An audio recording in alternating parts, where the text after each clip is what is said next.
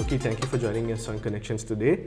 The 18th of May, we saw it was the third year since the war came to an end, and there were several commemorative events here in the capital as well as in the north and east. We heard about some events taking place.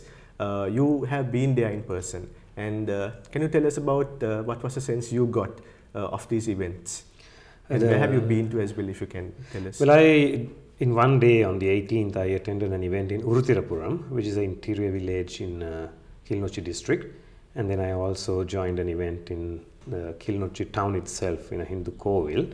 And then later on in the day, in the afternoon, I went to Jaffna to join another event.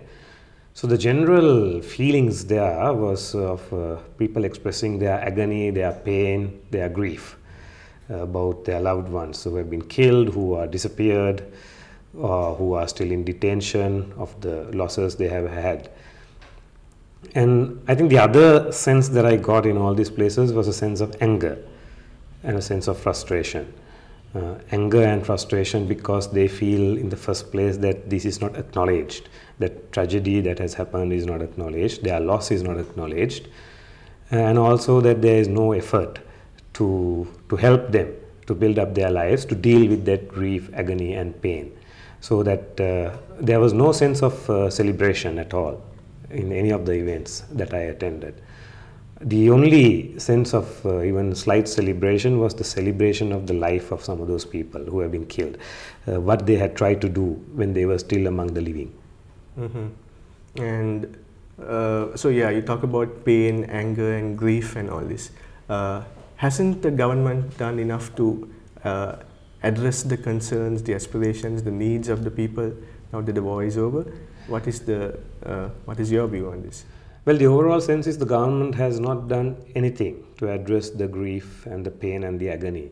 Because in the first place, the basic appeal, I think, is that their loss of loved ones is acknowledged. That people have been killed, people have disappeared, that has to be acknowledged. So that is still in denial.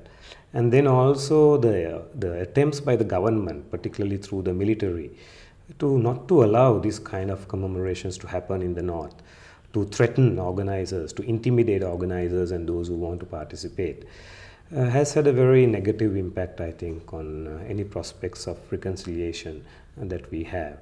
And this kind of intimidation, threatening organizers had happened even a couple of days before the 18th of May this year, and it has also happened in the previous years. Mm-hmm. And so why do you think this is happening? Why should the government prevent such events from taking place? Well, the reason some of the military officers who had threatened some of the organizers had given was that there should be no commemoration of fallen LTT cadres. But these events that I attended, the three of them were essentially remembering civilians. One was actually remembering a Catholic priest who had lived with the people and tried to serve those people till the last days of the war, and he died on 18th of May. So that was the significance of why they wanted to have it on the 18th. And at the same time, there was another event in that church itself to remember all other civilians who have been killed. So there was no attempt to commemorate LTT cadres as such. But at the same time, it begs the question whether family members, friends, relatives of fallen LTT cadres should not be given the opportunity to perform a religious cultural ritual, whether in private in their house or in a church or a kovil or in a public place. I certainly don't encourage and don't want to be part of anything that will encourage the rebirth of the LTT or of any organization of that type. Mm-hmm. But I think family members should have the opportunity to remember their loved ones. And in fact, I was told by one mother that she does not walk on a particular road in a village called Mulankavil because her son's remains have been there in that particular cemetery that has been razed to the ground, bulldozed by the military. So every time she has to pass through that main road, it is the main road, the Mana to Jaffna main road, she feels a lot of pain and agony, so she avoids walking on that road. So I think when we have situations like this, it's very difficult to think of reconciliation happening anytime soon. Mm-hmm. But the government's own appointed commission, the LLRC, has recommended that a separate day be observed for mourning to show solidarity with the victims and all. So do you think the government now has to adhere to its own commission, right? Well, I think there is no point in appointing presidential commissions if serious note is not taken of its conclusions and its recommendations, and it's up to the government to implement the recommendations. And I think this government has shown that it does not care about the recommendations of the LLRC so far. So that is why it has blatantly ignored many of the recommendations made in the final report, but as well as in the interim recommendations that were made about 1.5 years ago. Mm-hmm. And in terms of the North and East, regaining some sense of normalcy, what do you think are the key areas that need to be addressed at this point of time, 3 years after the end of the war? Have areas been addressed? What are the concerns you think still exist? I think the special needs and the special situation of the people in the North in particular, but also in the East, should be taken into account. For example, people who lost their properties due to absolutely no fault of their own. Their houses were totally destroyed or damaged. So they need special assistance. People who have gone through a lot of agony, trauma, when they witness their loved ones being shot at, when they witness their loved ones being killed because of shelling and bombing. So they need opportunities to be able to express themselves, to share their grief with others, and to have a process where they can be healed. So those opportunities must be there. And other than that, they should be treated as equal citizens. If people in Colombo or in Kandy or Galle can go and have an event to mourn for their dead, people in the North should also be given that opportunity.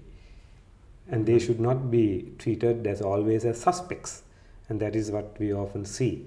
And even people who have been released after being detained or being rehabilitated, they should be considered as normal civilians who have the equal rights that you and I have, or that any other citizen living in any other part of the country have.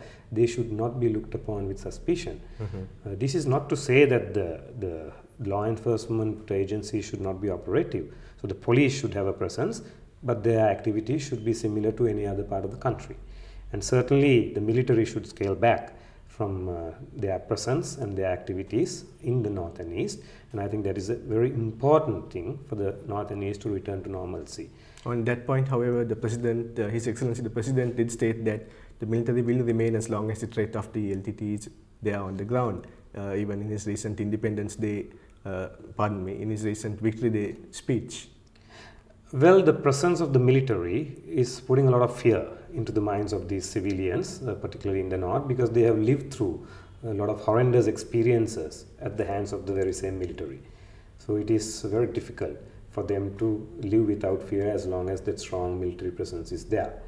And also military is involved in so many economic activities, denying the opportunity for the people of that area to uplift themselves economically.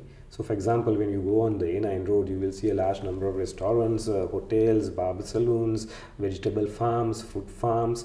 They are running resorts where people go and stay. They are running boat services for tourists. So all of these are economic opportunities for the local people, and they are essentially things that should be run by the Pradesh Sabha or any local government agency. So the military should definitely refrain from getting involved in these kinds of activities. All right. And so, Ruki, finally, you're a member of civil society, and from a civil society point of view, how would you like to see Sri Lanka moving forward in terms of, as you did flag certain concerns, addressing the needs and aspirations of communities living in the North, their right to mourning and reconciliation? How would you like to see the country heading from today or this point onwards? Well, on one hand, of course, we have to address the root causes of the conflict. And I think we have to recognize that the discrimination, harassment of the Tamil community happened when there was no LTT and when there was no Prabhakaran. When the Sinhalese Only Act was passed in 1956, Prabhakaran would have been 2 years old.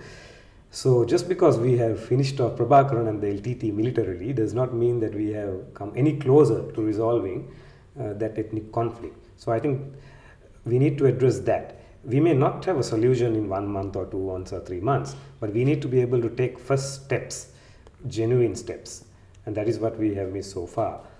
The second thing I think is we need to have a strong process of being able to address consequences of the conflict and the war, and that is issues like disappearances, people who have been killed, properties that have been lost, villages that are still occupied by the army or the navy and people are not allowed to go back.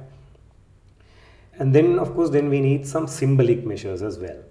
things like having a monument, building up a monument for people who have been dead or people who have disappeared, so that family members can go there, because these people who were killed during the war have no cemetery to go.